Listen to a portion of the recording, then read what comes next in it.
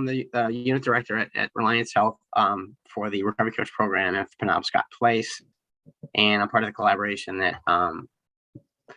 that works through the Norwich task force here, which is tasked basically to look at the opioid epidemic as well as other substance use within the community.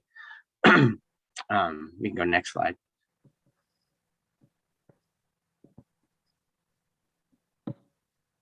There we go. As I said, I'm with Reliance Health. If those of you who are not familiar, Reliance Health has been in the community since 1976. You can go to the next slide.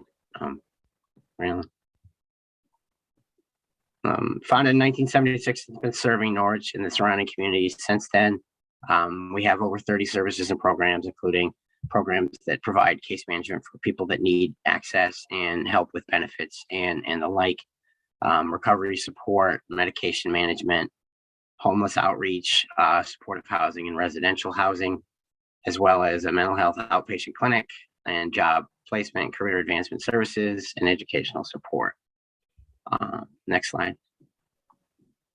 But one of the things that we've been able to do is really kind of embed ourselves within the community of Norwich. So one of the reasons why nonprofits are so vital within the communities that you're in, it's where the boots on the ground on the streets. So being in the field of recovery, I'll walk from 2 Cliff Street over to 40 Broadway and see 5 people that I know, and a 2-minute walk ends up taking 15 minutes because people want to stop and talk about where they're at in their recovery, which is a great thing,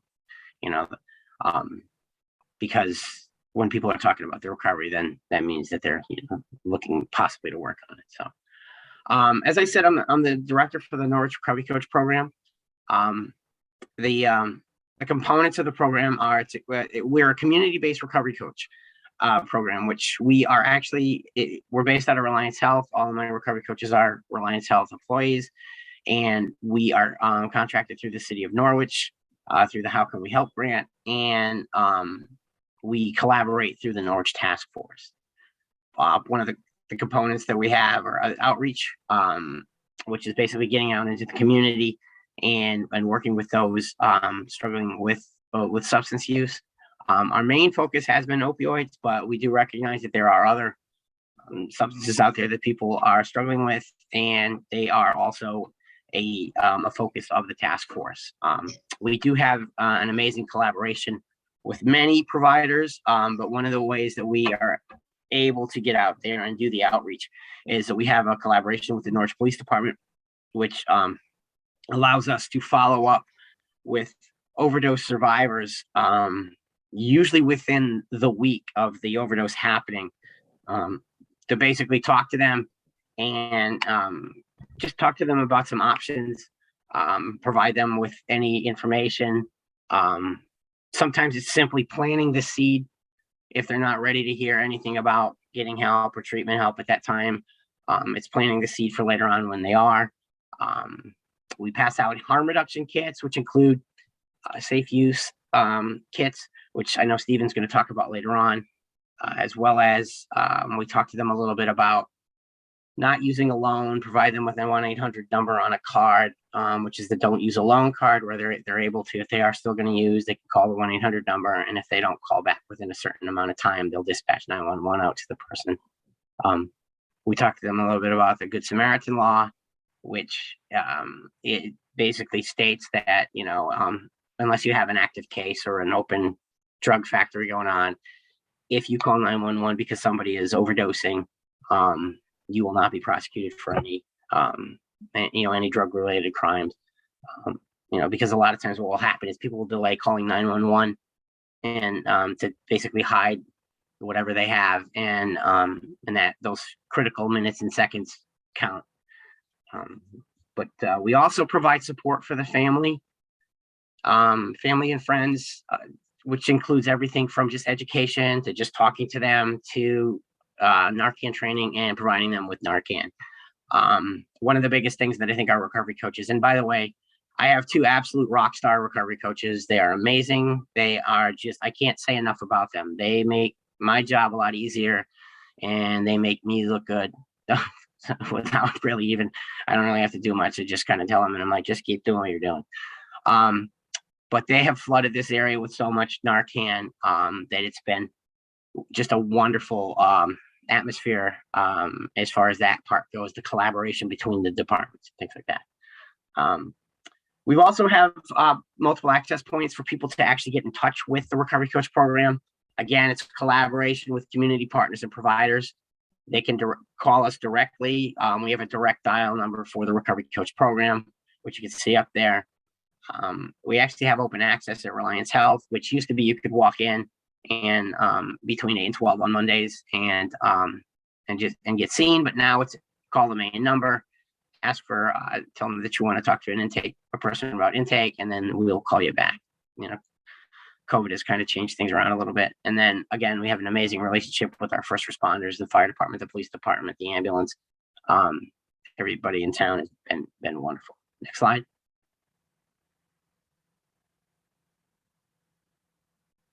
So some of you might be actually asking yourself, what exactly is a recovery coach?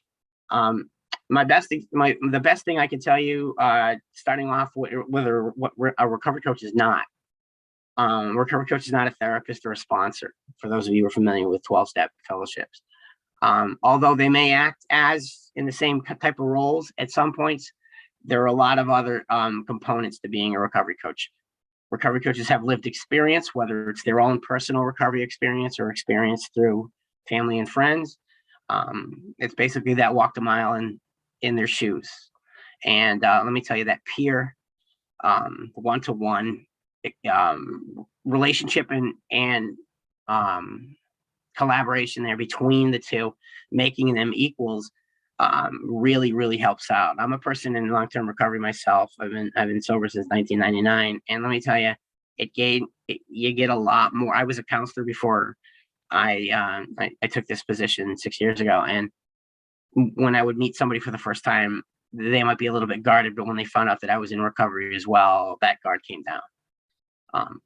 One of the biggest things that the recovery coach is the missing link in the treatment process. And that's that personal touch. That's that touch that gets people the access. That's that touch after people come out of treatment, and gets them into a healthier environment. There's, I like to use, it's from the Native American 4 laws of change, which is, if you have a sick tree in a sick forest and you take that sick tree out of the sick forest and nurse it back to health, what's going to happen if you put that now healthy tree right back in that sick forest? So the recovery coaches try to help out with that not happening and trying to get people into a healthier environment when they come out. They're going to serve as a role model in a lot of cases and help them build a support network, as well as be an educator and provide support to the families. Next slide. Now, some of our program goals, as again I said, we're trying to plant the seed of hope that recovery is possible. Sometimes they're just not ready to hear it. As I said, we have a great collaboration with the Norwich Police Department, following up with overdose survivors. And what we've seen is a huge growth in the 18 to 29 demographic. These are people that we wouldn't have reached through normal means, because most of them are not really ready to hear about, recovery help, or, because a lot of them, and I can tell you what, when I was in my 20s, you're the one who had the problem, not me, so it does plant that seed that when they are ready, they have information to where they're able to talk to us. It also empowers the person to lead their recovery plan. We actually involve the person in the recovery, not just, throw something like a one-size-fits-all solution for them. We do provide the person with options. Everybody has in their head that, treatment includes going into a hospital and sleeping in a bed and being uncomfortable, but a lot of times that might not be necessary. A patient might work for them, and sometimes medication assisted treatment is all that's needed. So we let them know that there are more options out there than just the traditional forms of treatment. We also hope to shorten the time to connect the person seeking recovery to treatment. Again, we're only bound by how many, the availability, but when we have the person ready to go, we're trying to, strike while the iron is hot there. And then lengthening the amount of time the person sustains recovery. That's that end piece when they come out of treatment. or get, settled into a routine here. We try to help them stay on the path there. And one of the biggest things that we've been able to accomplish this year is reaching a lot more family members and just letting them know, hey, look, here's what to expect. Here's how you can protect yourself. Here's how you can help out with your loved one, and here's a number to call in case you need the support. And one of the biggest things that we do too is we increase the access to basic needs.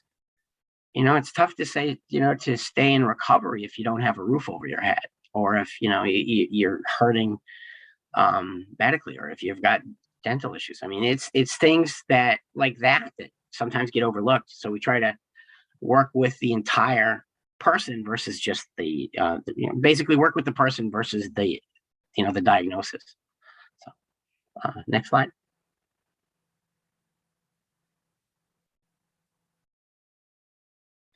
The Recovery Coach program has been around since 2018. It started off as a pilot project. It started off as just an idea that was thrown out that in December of 2017, and by April of 2018, we had a pilot project with 211, which was known as the CARS program, which, if any of you aren't familiar with it, which I'm sure probably most of you aren't, you were able to pick up the phone, call 211 anywhere if you lived in the Norwich area and be connected with a recovery coach. The success of that program pulled us into the How Can We Help grant, which is part of the state opioid response grant. That started in 2019, and we've just been renewed, which is amazing to me because it didn't look like we were going to get funding, and now we've actually grown from one position to 2 full-time positions to an additional 2 positions that will start sometime in 2022 through a different grant. So the program has really grown. We've seen a lot of successes as far as that goes.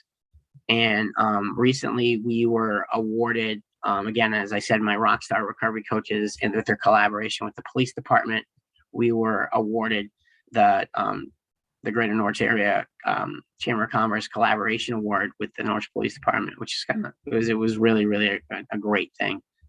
And one of the things I'm the most proud of is the fact that the overdose survival rate in Norwich is at 85.6% in 2021, which 2 years ago was in the 60s somewhere. So that's a huge, huge, huge testament to what the recovery coaches are doing out in the community, and it's that Narcan that's getting out there. So next slide. And just really quickly, I don't want to bog down people with stats. This is since the program's inception. In all, we've worked with it's more than that now, but this is through the end of 2021. We've worked with a total of 471 people, which includes 137 friends and family. And the amazing part about, or the one that I like to look at, is we got 190 people to go to treatment. 190 people that may not have otherwise gone to treatment. We've been able to help them see that and get themselves into treatment. One of the thing about it is right now too, is this is a lot of what we're doing is you look, the demographics are 18 to 29 and 30 to 39. We are looking moving forward to have a little bit more collaboration with the Norwich school system in light of some of the recent overdoses in the schools, and looking a little bit younger at the younger crowd, collaborating with the schools to do maybe informational speaker meetings like this, or training, Narcan training, things like that. But we're in talks with them to try to do things like that and help out any way that we can with our recovery coach program. I also, before the pandemic kind of shut everything down, we were working on a recovery basics class for the parents to come in, and it was like a 1 or 2 hour seminar where people could sit down and just kind of get some basics of that. With the magic of Zoom, we might still be able to do that. So unfortunately, it kind of got put on the back burner because I don't know if you heard there was a pandemic going on, and I think that was everything that I had here. All right. Next slide. Sorry about that. That's all right. I don't know how we're doing the questions thing, Raylan, if you want to wait till the end, or if you want to, anybody has questions now. Yeah, we'll go to the end. Okay. Yeah, thanks, Mike. I thought that was really important to share. No problem. And if you can put Yeah. the last slide up here. It's my contact information. For anybody that's out there right now that doesn't really want to talk in the forum and needs discretion, feel free to reach out, call me, send me an email, and somebody will get back to you. Okay.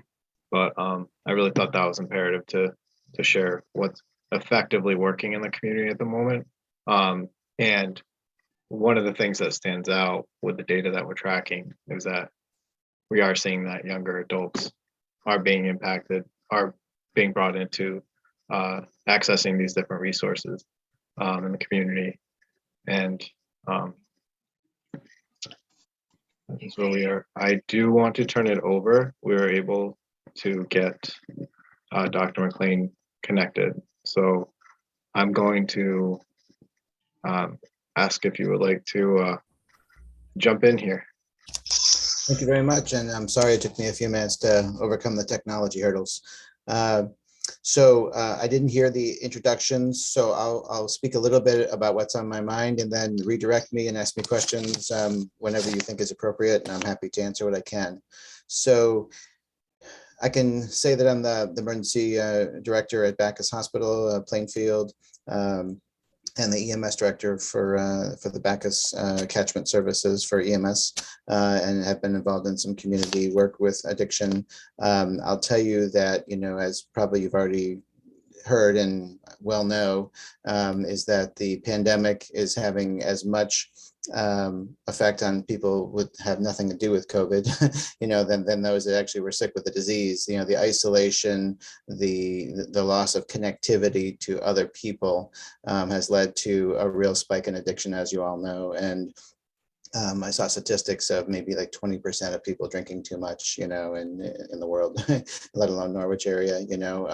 We've seen a huge spike in domestic violence. We've seen it in all the addiction disease, overdoses, deaths from neglect, from a lot of things, let alone addiction stuff. Couple things that, I think have been recent high points in fighting this is that there was a public act, as Public Act 21-116 from Substitute House Bill 6510, which was an act that said effective January 1st, any child right up through age 16, 18 that presents to an emergency department in Connecticut for any reason is supposed to be provided with a robust collection of behavioral health and addiction service contacts. And this was presented at CHA a couple of months back. And most of the EDs in the state, I think, are already live with providing this automatically. So you could come in with an ankle sprain at age 12, and you're going to leave with a robust collection of referrals and numbers and, treatment availability for not just, substance and addiction, but also behavioral health and anywhere in Connecticut. So it's a comprehensive list, no matter where you come from. So I think that that's an important thing to socialize.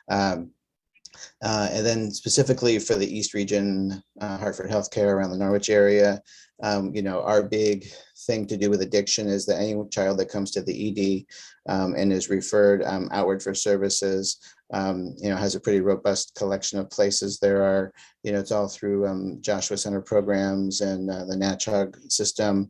They use a philosophy called, it's called the 7 challenges type approach for adolescents, in trying to have them drive their own recovery from substance abuse.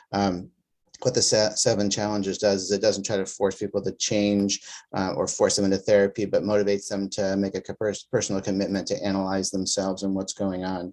So like the 7 challenges are to open up and talk honestly about yourself, what you like about alcohol or drugs and why you're using them, what it's doing for you. Try identify, has it caused any harm or could cause harm in your life?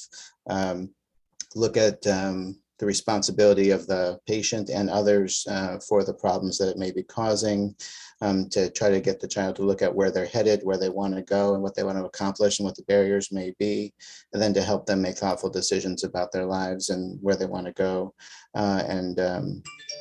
Basically that modality is in place with several different programs throughout the region. There's also 3 locations within the Norwich area that do day programs where children who are struggling with addiction or behavioral health issues and having trouble functioning in school, they can do the Joshua Center in Stott Avenue. There's Care Plus in Groton.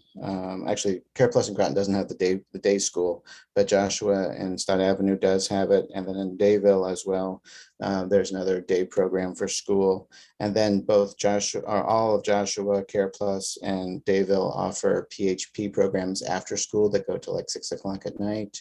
And then all of them offer the 7 challenges type approach to addiction services. So those are the 3 that I know about closest to us. But if you go through the Hartford Healthcare website and Connected Behavioral Health Network, you can find your way to a statewide approach that our system uses in particular. And I'm sure that that's echoed in other systems as well. But that's sort of where we try to focus our efforts when we have identified an opportunity, especially with the adolescent group. All right, thank you, Doctor. I do want to hold off on the questions, but are you able to chat if someone wanted to reach out to you directly? Absolutely. I'll put my information in the chat box as well. All right. I do want to turn over to Stephen Feathers from Perception Program. All right, so as Ryan said, I'm Stephen Feathers. I'm from Perception Programs, the Risk Reduction Department. We do HIV and hepatitis C testing and education, naloxone training, and syringe service program. So if people have questions about that, I'm the person to ask. We're going to go over naloxone training tonight. Next slide. The first big thing is that my entire department is based around harm reduction. So harm reduction is simply a tactic to reduce the negative consequences from actions people are already going to be taking anyway. We're not judging them for what they may or may not be doing, and we're not assuming that they intend to harm either themselves or others. You can see on the bottom, like we wear masks, we put on sunscreen, we wear seat belts, we do wash our hands. The idea of all these things is that we're just trying to do simple actions that can reduce the possible risks to things we're already doing. That's all harm reduction is. So next slide. We're just going to be covering naloxone, which is an emergency medication to reverse opiate overdose. It's oftentimes known as Narcan because that's the name brand for one of the most common intranasal versions of it. Next slide.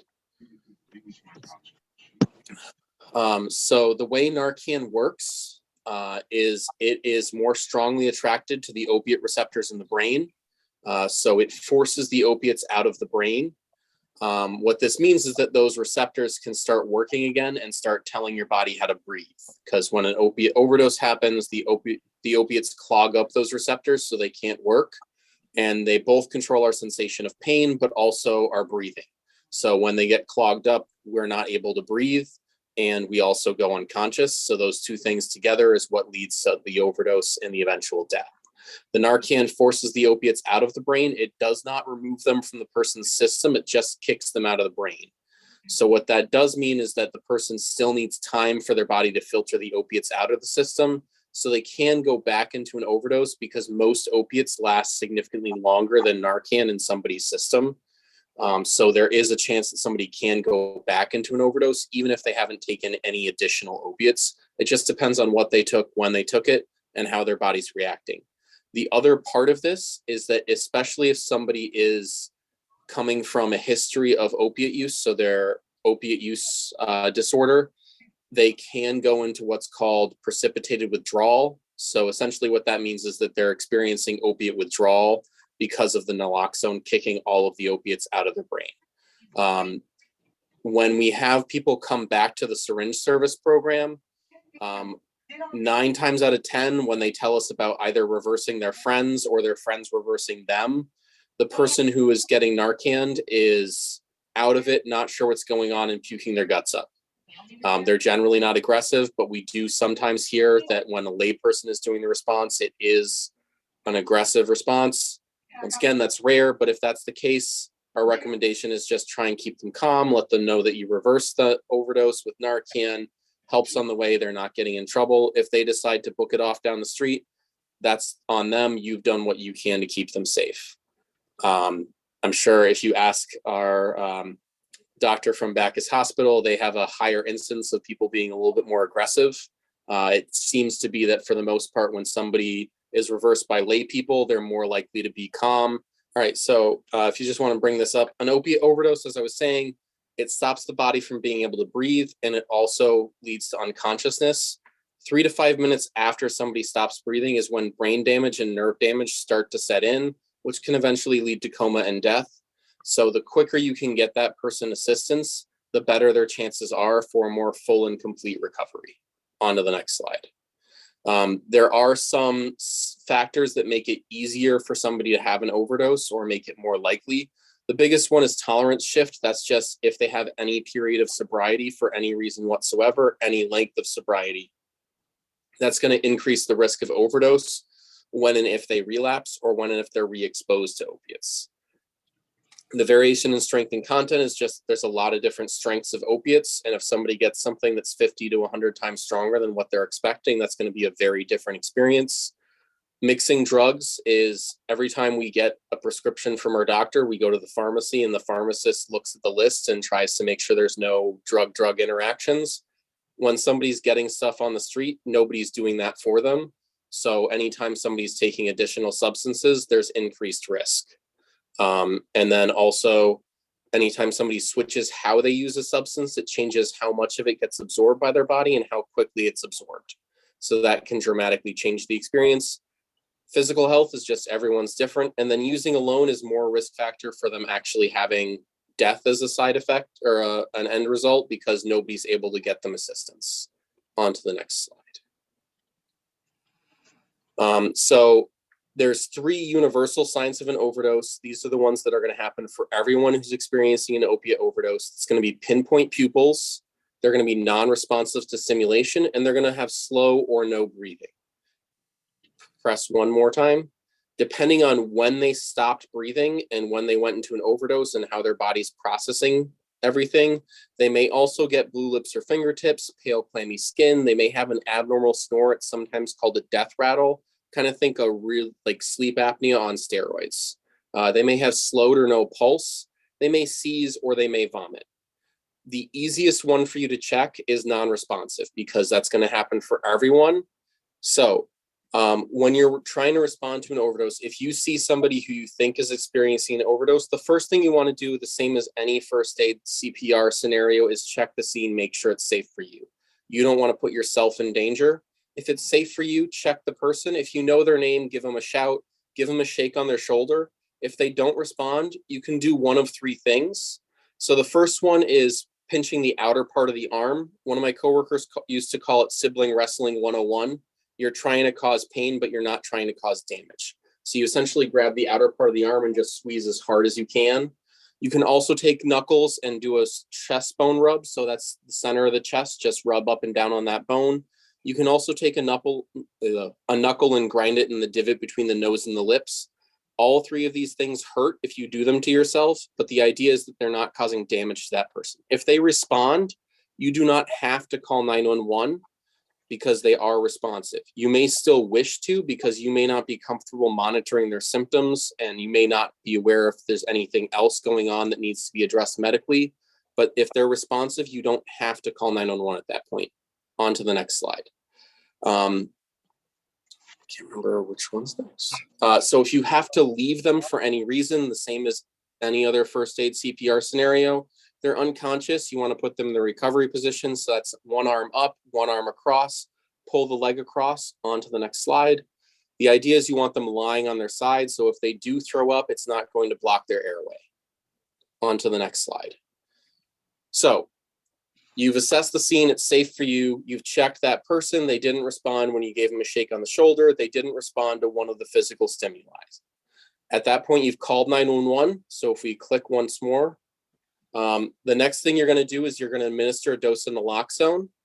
I recommend waiting about 5 seconds because sometimes it works almost instantaneously. If it does not work, at that point, what you're going to do is you're going to do CPR as you are trained, certified, and comfortable doing, or as directed by the dispatcher for 2 to 3 minutes. The idea is you're trying to get blood flowing and keep oxygen in the blood, and that both brings oxygen and the naloxone to the brain, so there's a chance for that medication to start working. If the person hasn't woken up after the first 2 to 3 minutes of CPR, you can give the second dose of naloxone because Each prescription comes with 2 separate doses. You would then continue CPR until either the patient revives, trained assistance arrives to take over, or you cannot continue without injuring yourself. So if we go to the next slide, there's 2 versions of nasal Narcan that are primarily what you're going to be seeing. For the most part, what you're familiar with is the Narcan nasal spray on the left. It's going to come in a box. Let me see if I can center it in my camera. That looks something like this. This is going to be what most people are familiar with. There is now a generic version that just got released of that. So it's the same exact 4 milligram dose. It's the same exact administration. There's also now Kloxxado, which just got released earlier this last year. That is made in the same manufacturing plant with the same distribution. It's also a naloxone spray, so it's used in the exact same manner. The only difference is the Kloxxado has 8 milligrams as opposed to 4 milligrams, but the actual administration is exactly the same as the Narcan nasal spray. When you pull it out of the package, the current Narcan nasal sprays actually have a red plunger as opposed to the white plunger. It's just to make it easier for you to find that part of the actual administration. So to use it, you put one finger on either side of the nasal injector, and then you put it in their nose. So their nose is right here. And then you're going to press firmly, and all the medication comes out at once as a fine mist. So finger on either side, stick it up their nose, press firmly. I recommend not putting your finger on the trigger until you're in the person's nose. I have had people accidentally discharge it on the way to the person's nose before it got there. Once again, any version of Narcan or naloxone that looks vaguely like this is going to be used in the exact same manner. Finger on either side, stick it up their nose, squirt. The main suspected difference between the Narcan 4 milligram and the Kloxxado 8 milligram is that there's suspicions in the harm reduction community that Kloxxado may have a higher rate of people being in severe opiate withdrawal, but there's not data from the company to support one way or the other on that. So that's just, it's not been out on the market for long enough for us to really know what the actual difference is in terms of use in the field. But for right now, the Narcan nasal spray is probably what you're going to see. On to the next slide. There's a couple legal things around Narcan. I know Mike mentioned the Good Samaritan law. The first thing is it protects the person who overdosed from any drugs or paraphernalia on the scene. As long as you are acting in good faith, it also protects you from any drugs or paraphernalia on the scene. In order to be considered acting in good faith, you do need to call 911. If you don't call 911, you can't really be considered acting in good faith if you're trying to save somebody from an overdose. The other part of this is that it does not protect against previous arrest warrants or the police coming back later with a search warrant. We do know that it works. We have had somebody overdose in a parking lot with all their stuff laid out on the dashboard of the car. Their friend called 911. The cops showed up. All the stuff on the dashboard got confiscated, but they both walked away without charges. So we do know that it works. On to the next slide. As Mike also mentioned, you can get naloxone from your local pharmacy. Not all pharmacies are able to prescribe it, and not all pharmacists are able to prescribe it. They do have to take an additional training in order to do it. If this is the way that you want to go about getting naloxone for yourself, your family, or a friend, I recommend that you call your pharmacy of choice ahead of time just to see if they can prescribe it and have it in stock. If so, they do a short training to make sure you know what you're doing, and then it's whatever the cost of your insurance copay for the medication is, the cost to you. So most people with insurance copays for medications, it's that $5 to $20 depending on your insurance plan. If you have anyone who's a patient, client, neighbor, anyone who needs it, who's on the Husky insurance plan, it's the same $0 copay as all their other medications. CVS and Walgreens essentially did a corporate edict saying that all of their pharmacies have to be able to do this, but not all pharmacies are able to do it at all times. I know the pharmacy I go to personally to get it, only one of their pharmacists is trained, so I have to go the day that he's actually there. On to the next slide. There's also, the state has the NORA naloxone overdose response app. It's a website that you can just go to. It gives you a quick overview of signs of an overdose, how to respond, and how to use all the different versions of Narcan that are out there, because there are multiple different versions, both intramuscular and intranasal. As I said, primarily you're going to find that intranasal version that's in the prepackaged blister pack with everything ready to use. But depending on where you are or who you're with, they may have an older version of Narcan or a different version of Narcan. So you can familiarize yourself with how to use it through that website. On to the next slide. So big things to remember: call 911. The Good Samaritan law protects both the person who overdosed and you from any drugs or paraphernalia that are on the scene. The idea is we want that person to get revived so they have another chance to make whatever decision they're going to make at that point in time. And hopefully they're at the hospital and are getting some of the resources that Dr. McNeil, I think I'm remembering that correctly. McLean, it's fine. McLean, sorry, mentioned as available to help people get a little bit closer to whatever their end goal is. Narcan is temperature sensitive. If you're comfortable, it's probably fine. Don't leave it in the glove box of a car. And then the biggest thing is you don't know how you're going to react in an emergency situation. The 911 dispatcher's job is to help you walk through what the best way to help that person to the best of your ability is at that moment. That's what their job is. So if you forget everything, calling 911 is both going to get help on the way and also give the 911 dispatcher a chance to coach you through what you might still be able to do to help that person out. On to the next slide. Similar to Mike, I will post my information in the chat. This is my work cell phone. You can call or text it. I do have some naloxone kits available specifically for people who are either actively using or close friends or family of someone who's actively using. There's also a number of community programs in the Norwich area that do periodic Narcan trainings where they give out Narcan kits as part of the training. And those trainings are a little bit more in depth and a little bit less rushed than this one. We also do HIV and hepatitis C testing, and we also run the syringe service program. So if somebody's actively using, we can give them some resources to be a little bit safer until they're ready to make that decision about what other changes they might want to make. So if anyone has any questions about those, please feel free to reach out. Once again, I'll put my information in the chat. I thought that was excellent. Can I just throw a couple of comments on as well? Yeah. Fantastic presentation. Thank you, Stephen. I would just say too, I think part of the 4 milligram, 8 milligram difference has a lot to do with the concern about the higher potencies of fentanyl. You know, Narcan was initially designed to reverse morphine.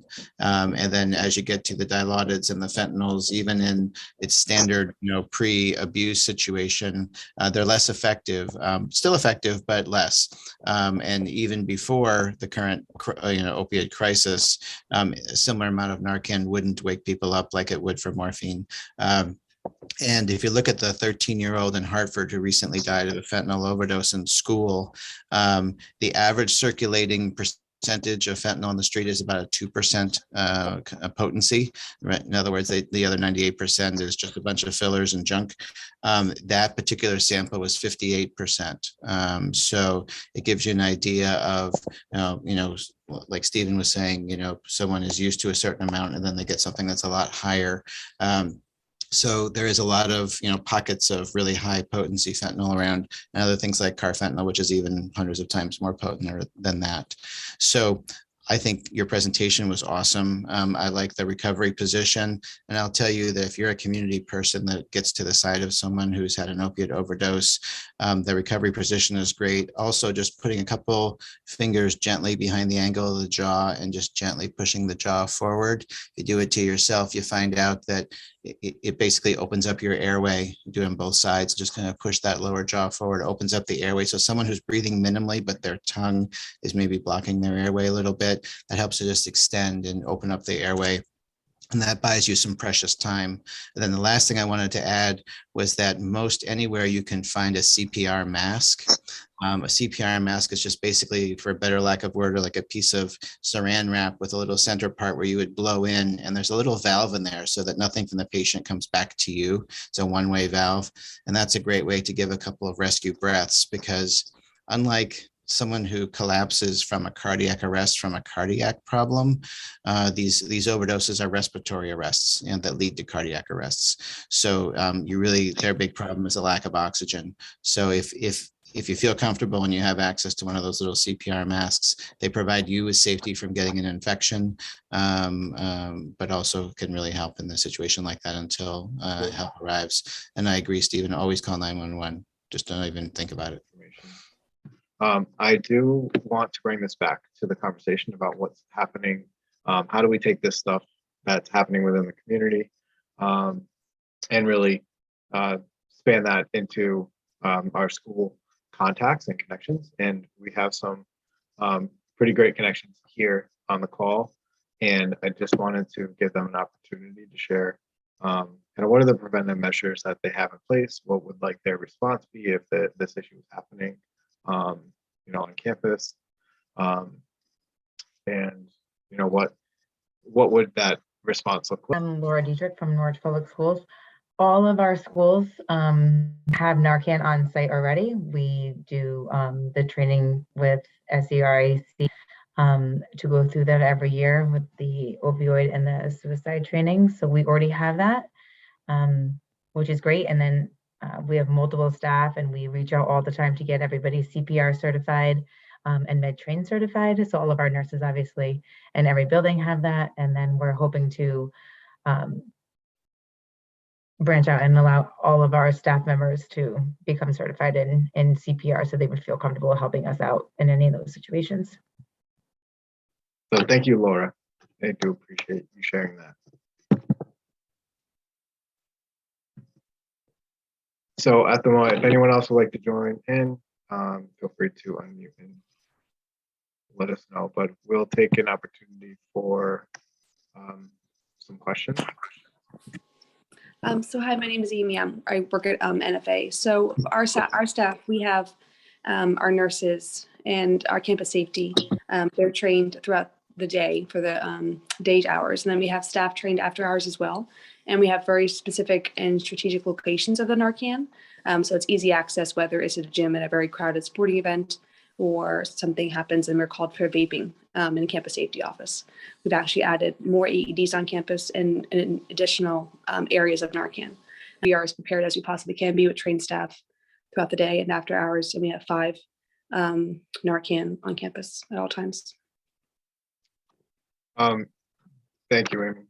So we're almost at 7, and not to cut it off, if anyone had any additional comments or questions or concerns or looking for someone's information, please take the opportunity now.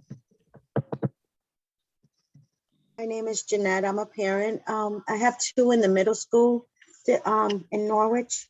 And you said that they're even younger. You're seeing it even in the younger kids even. So I'm just wanting, this is more of an aware, like how many of the younger kids are getting involved in drugs? I would say from the emergency department, we've seen children at the 8 or 9 years of age. And then unfortunately, the other thing that we're seeing a lot more of is younger children who basically accidentally get into something that is in the home from the adults. And I'd also say too, that as far as the Narcan goes, that anytime that there's a suspicion or a confirmed opiate situation on a patient, there is federal grant funding that supplies Narcan kits, very much like the ones presented tonight, that we send home with families. And yeah, early on, a couple of years ago, it was kind of surprising to see a lot of families not want to take the Narcan home, thinking that that would create a culture of the tolerance to say, oh, don't worry about overdosing, don't worry about continuing to use after one bad overdose, because if my son or daughter knew that I had Narcan, they wouldn't feel so scared to maybe not use again. And that's just has never proven to be, unfortunately, effective at all. So we really do encourage everyone to take the Narcan home if there's any risk of it. We even use it if we have to prescribe opiates sometimes for like a fracture or something. We still give the Narcan out, and really encourage people to accept that culture of safety that comes with it. Anyone else have any questions? I just wanted to, my name is Jody Savage. I run the NFA Prevention Council. It's a student-driven prevention council at Norwich Free Academy. But I did want to say that I believe, Ray Allen, that we are going to be doing a hidden in plain sight training. Is that correct? Yep. Virtually. And I do want to, if there's any parents on this call, it is a wonderful training to take. We do it virtually, but it gives you a lot of information about how kids are hiding these types of things in plain sight. And I remember the first time I saw the training, I was just amazed at all of the little gadgets you can buy, the different things that look like just something that would normally be in their bedroom or normally in their backpack. It actually is a great training for school personnel as well, because again, they're bringing this stuff to school now. So again, do you know when that's going to be, Ray Allen? Because I just think that is such an eye opener that there's so many things out there right now that kids are hiding this stuff from us, and so you may or may not know that your kid is even doing it, and so it's a great opportunity to learn about that, what the drugs look like, that type of thing. So Right.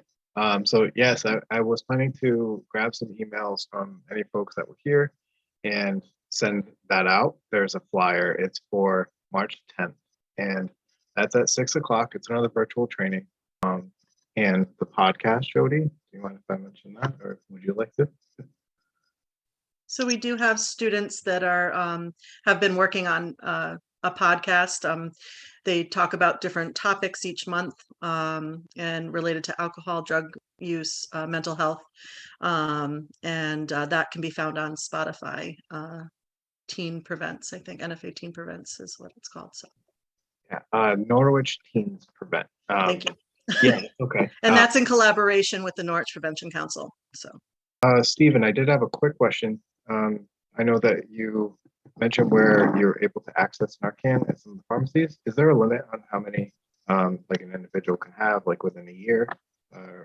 My understanding is that there's no hard and fast limit, but it is based off your insurance coverage. So I haven't heard of any insurance that has like a set limit, but your insurance is your insurance. So some insurances might be willing to cover 3 or 4, and others might be balking at 1 or 2.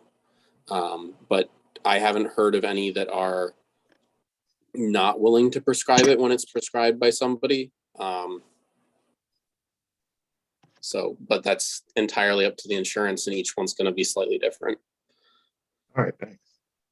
I do want to ask one of the participants, Scott, if you're still on, could you mention the Good Medicine Project?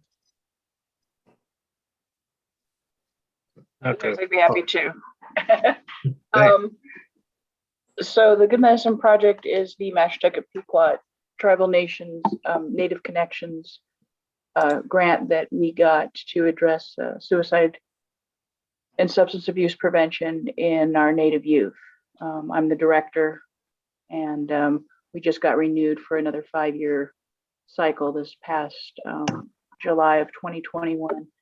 And we use a community awareness approach. And our main, it's a way for us to bridge and use our natural cultural protections to address these issues within our Native youth, because we're seeing kids as young as 7 and 8 across Turtle Island or Indian country taking their own lives.